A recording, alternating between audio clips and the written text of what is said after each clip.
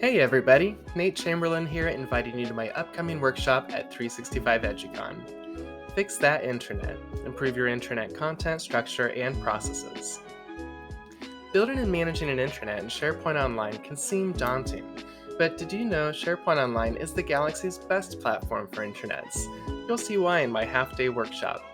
First, we're going to focus in on strategy. So I'm talking content life cycles, best practices in site design, modernizing some of those dated business processes, all while keeping that user experience at the forefront of our minds.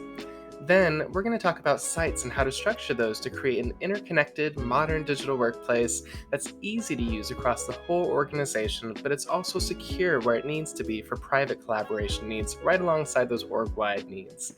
Now, within the individual sites, we have tools like lists and libraries and news that help us facilitate org-wide communication and collaboration efforts.